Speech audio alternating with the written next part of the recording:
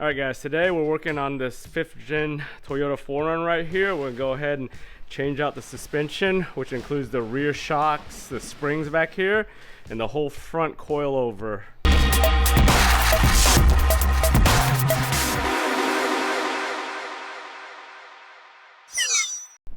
On the front here, we're going to be changing this out. We'll go ahead and do this new control arm, the upper A arm, along with the whole project. So in order to take all that out, we're going to go ahead and just remove this whole arm, unbolt this thing from right here at the ball joint, and try to get the whole thing out in one assembly to put the new one back on there. Today we're going to be installing this Eibach shock and spring kit right here on the 4Runner. For the A-arms, we're going to go ahead and use these Dobinson right here. These are billet aluminum. They come with these adjustable ends right here where we can adjust camber and caster on the top of the suspension. Other than that, we replaced the ball joint with this new heavy-duty ball joint right here up top. Pretty much this is just remove and reinstall on the existing suspension. So these new Dobinson arms, they come complete with everything, new nut, new cotter pin. On top, we've got this threaded spot for the brake line, the ABS brake line, so they've got that all covered already on here. They've got this cap here, but all it does is just cover up the top of this thing. It doesn't really do anything other than covering that up. To take apart the upper A-arm, we'll go ahead and unbolt this thing right here. This is a 19. These two are 19s right here on both sides. The thing with these is you need a have like a gear wrench or something to make it a little bit easier, or else you're going to be just turning it by hand. I think it's one solid screw, really long screw that goes across, so once we take it off, you might have to find some clearance on the inside of the engine bay to try to get that out.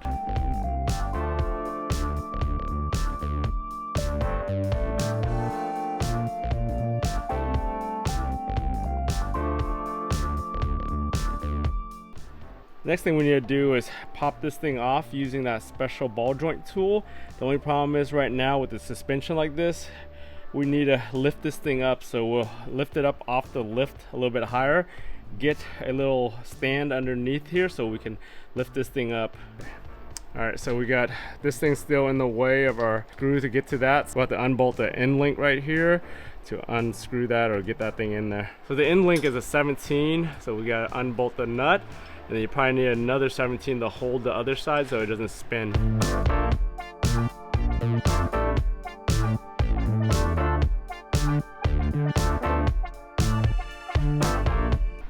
Alright, we didn't take the whole end rod out because it's got pressure on it, so we went in just enough to get the little popper in there, and we got it in, so now we got room, and just go ahead and turn it until the ball joint pops loose, and then you should be good there.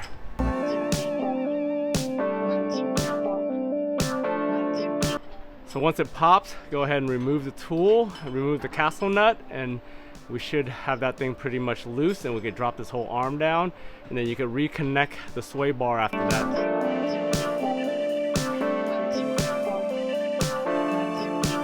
Alright, once we got that thing off, we'll go ahead and get the 19 for the top arm across, unscrew that nut and bolt, and we can remove that whole arm.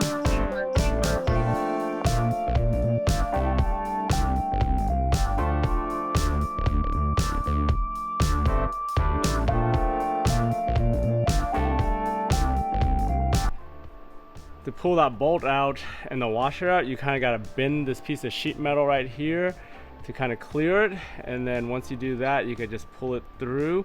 It's a pretty long bolt, so you got to figure out a way to clear everything to get it out.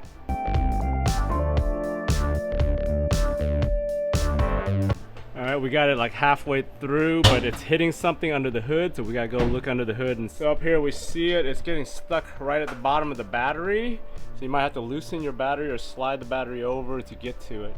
Once you slightly move the battery out of the way, you should be able to get to the bolt and then just kind of wiggle it out from the top. So finally, after a bunch of wedging and kind of turning it, we got it out right there. It's about a foot-long bolt. Everything's taken out right now as far as the A-arm goes right here. We'll go ahead and put the new one in after we change out the shock. So to take out the shock, we'll go ahead and remove the 19s down here, and then the 3 bolts on the top here, and we pretty much can just pull it out.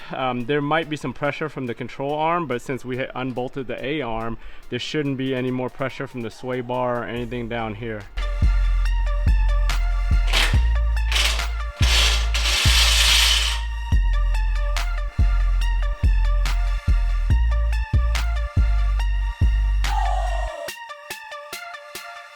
All right, so this 4Runner had spacers right here, which had nuts on top, but normally you would just have this nut right here to go through there, you unbolt it and you drop this whole thing out. So now with this spacer, it's gonna be a little bit harder for us to remove this. So before we move forward, we want to make sure we get that end link back in there. You want to go ahead and just tighten that. So right now, while we don't have any pressure on this, and just get it back on, because later on, if you try to put it with the suspension all back together, that pressure is going to make it a pain in the ass. Okay, pull the bolt through now. Okay, can you get it? There you go. All right, since we have that spacer up top, we don't have much room down here because we're hitting the sway bar right here. So what we need to do is drop this thing lower down here, take the top spacer off if we can, and try to get this thing off. All right, we ended up getting that out.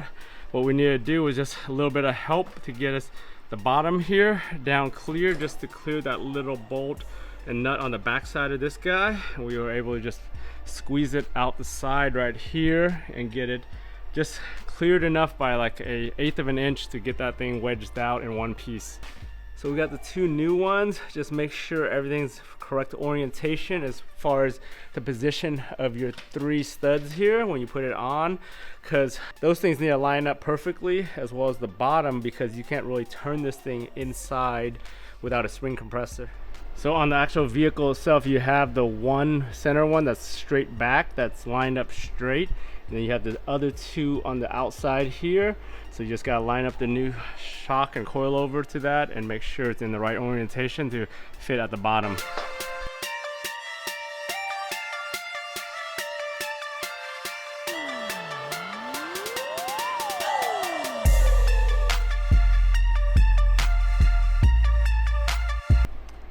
So getting that new one in was much easier than getting that old one in.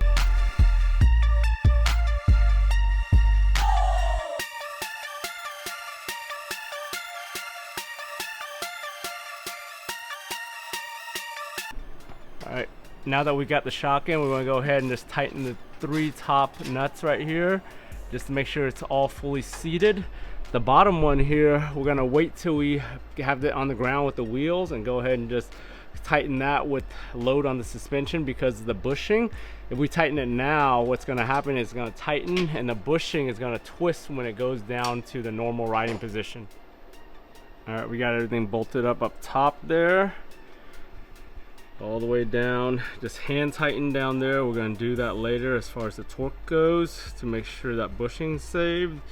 Next thing we're going to do is go ahead and put the A-arms on here, the new aftermarket A-arms, and reconnect those up. On the Dobinsons, I believe you have to set it to about 39 millimeters, so that way it has adjustability between the end of the nut and the actual arm.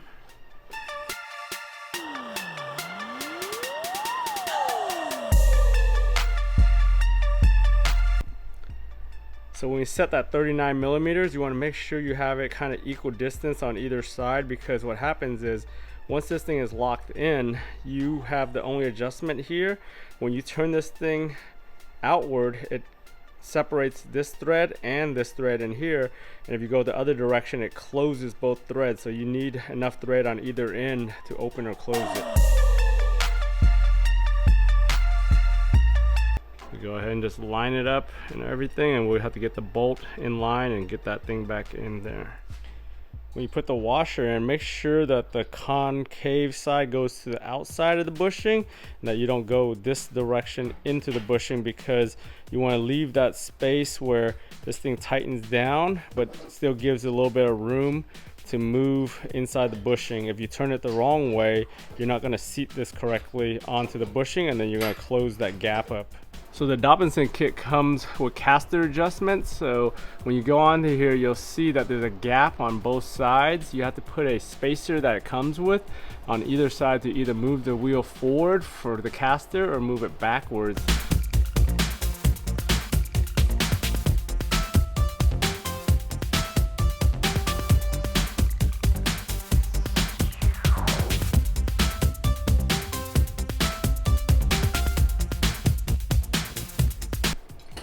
So in order to bolt the ABS line onto this arm, we have to actually step bit this thing up one size to get the 12mm bolt instead of 10mm bolt here.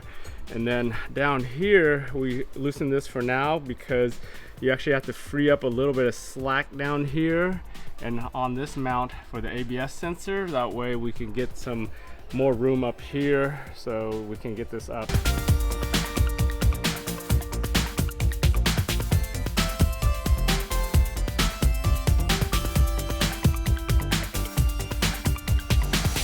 Put together, we're going to torque some of these things down. The end links are going to be 52 foot-pounds. I'll also post the suspension diagram on the screen so we can see all the torque settings that you guys need to do with all these settings. The lower one and the upper A arms, when we put it back down and get some load on it, we'll go ahead and torque those back down to spec.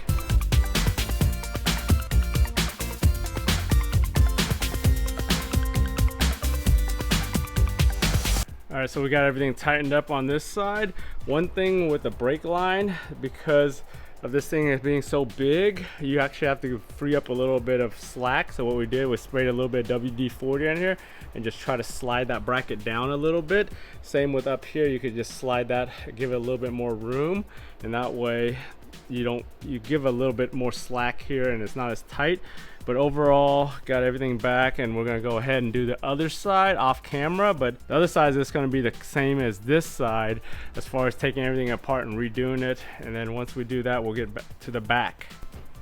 So on this side, pretty much everything's the same as the other side, except this bolt right here. There's a power steering bracket bolt that you have to unbolt up top to get that bolt to clear, to get it out. But other than that, pretty much everything else is the exact same as the other side. So in the engine bay, that line that we had to unbolt was actually the AC bracket right here. What we had to loosen to get it. Make sure you don't loosen the actual AC line, which is this, but the bracket right here. So that's the one with the black bracket. Loosen that and go ahead and pull it out of the way so you can get that nut out. It gets in the way trying to pull it all the way out. There's also a little mount down here. It's kind of hard to see in the video, but you got to pop it out of the bracket, the return line for the AC. Just pop that thing back in or back out to make room once you're done. All right, got everything back on this side. Like I said, the hardest part is getting that bolt up there for the power steering to get this thing out. Other than that, everything else looks like it's back in place. So next up, we're gonna work on the back side. So the back side, we have to drop basically the whole rear differential and axle down. To do that, we need to unbolt the sway bar links right here. Hopefully we can get it down and get the spring out, but last case, you have to take apart this crossbar.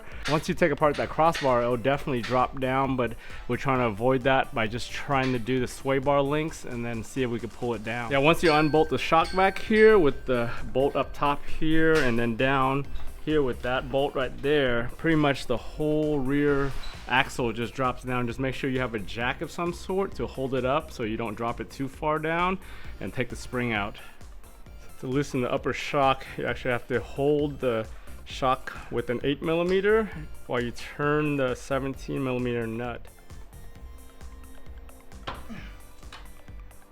So we tried it with the 8mm, it didn't work, so I had to get a needle nose vice grip to hold it and kind of just turn it manually with the open end of the wrench, just because of how tight that frame area is. You want to bend that little bit of tab that they notched out just a little bit so you get some tools in there.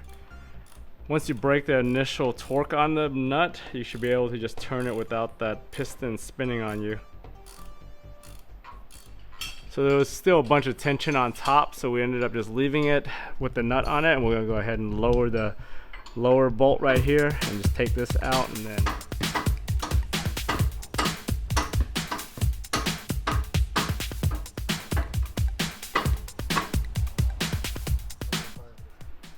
so down here we tapped it out, but we haven't gotten it all the way out yet, but there's a bunch of tension on the shock right now. We haven't taken the top nut off, but we're just trying to get this thing to clear. But we went ahead and pried the shock out from that lower mount, and it just popped right out, and we were able to just take the top off easily after that without all the tension. With the shock out, the sway bar is still kind of holding this side up, so we basically need to unbolt that thing to see if we can release it. Else we're gonna have to lower the car a little bit more and put the jack underneath to try to jack up one side. So we went ahead and released that part, and we can lower the stand right now, and this side's actually dropping, so that did take a lot of the tension off. So right now we'll lower it as much as we can. We might have to move that post right there to the other side and jack the other side up and see if we can get this side to go down lower to remove. Yeah, so right now there's still too much tension on this side, so we're going to try to lift that side right there to give this side more room, but it's not working because it's just lifting this side up. That's weird. All right, so that lifting didn't work as well as we thought it would, so we're gonna go ahead and release the sway bar link on the other side to see if we can take some of that tension off and see if it'll lower more on this side. Over here, if this thing wasn't lifted, that spring would have came out pretty easily, but since we have that little lift kit up here, it's actually making the spring longer than the normal OEM spring, which makes it harder to get out.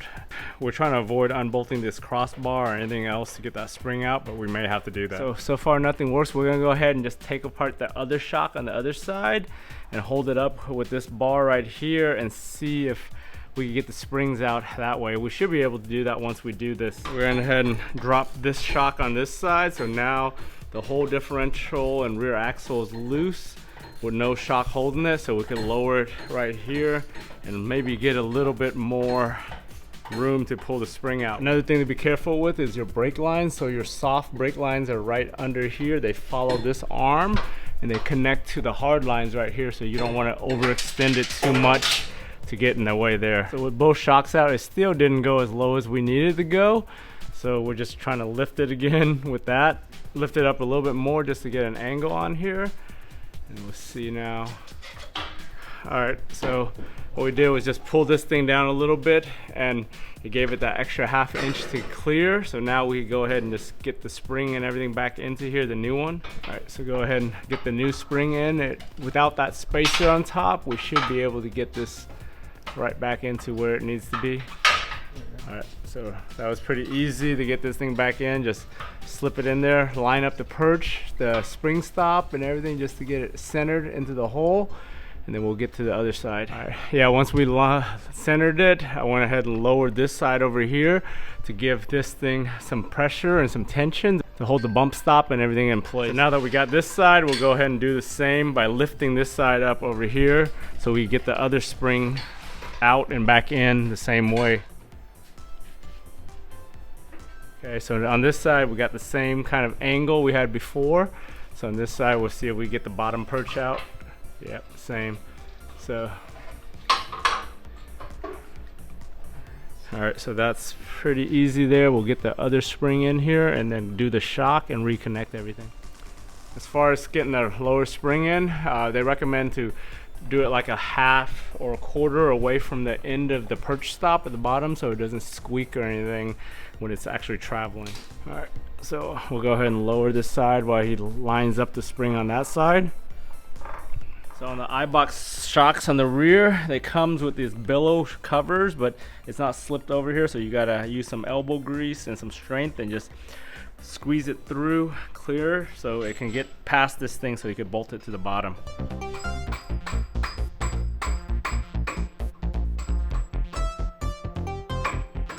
So we'll go ahead and hand tighten this thing on first and then wait until we lift everything up to get the top in. Okay, we got both sides with the shock kind of near where the hole needs to be. The bottom with the bolt in there, hand tightened. Just go ahead and lift up the differential now so we could get all the things lined up so we could bolt everything back together. All right, we got this thing jacked up right here. Make sure the springs are sitting in the top stop perch and everything and centered. And then we'll go ahead and tighten those top of those shocks back together and get this thing all torqued down.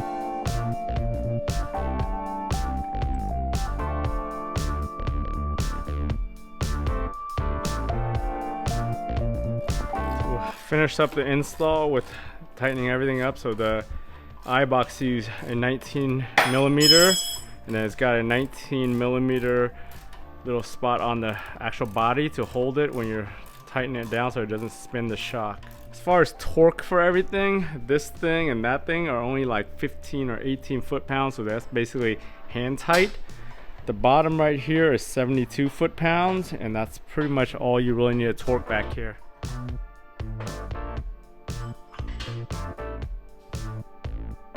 Okay, everything's back together now, so we'll go ahead and put everything back together, lower it down, and torque the front suspension that needs to be preloaded before we torque down. The back doesn't have anything that's really preloaded, so you can pretty much torque that bottom nut together and it's pretty much done. Now we got it on the ground. Go ahead and torque the lower bolts for the shock, and then the upper A-arm we have to do to 85 foot-pounds. And so to torque the bottom, we need to go ahead and torque it, but also you need to hold the backside with another 19 millimeter. Same with the upper control arm. We have it on the ground right here, so you could get to it pretty easily now with the extra 2.5 inch lift right here, and get the 19 on that side and then a 19 over here so we could torque that thing down. All right, so we went ahead, took it outside. This is a 2.5 inch Eibach lift right here on a 5th gen 4Runner. This just enough to get these wheels looking like that, but overall looks pretty good for a $900 kit.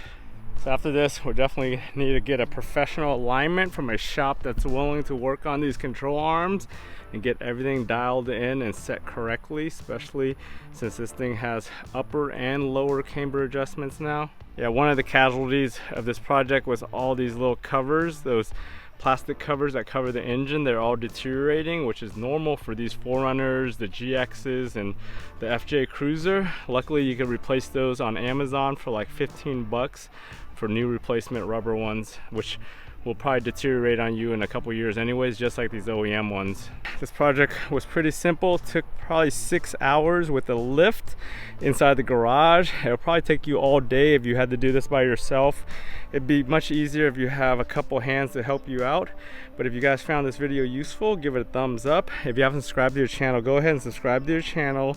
Tune in to all the different DIY videos I have, especially on the GX, the IS250, the Sienna, whatever vehicle we're working on in the garage. If you guys found this video useful, give it a thumbs up. Remember, for all these different videos, if I can do it, you guys can do it. Thanks for watching, and I'll talk to you guys next time.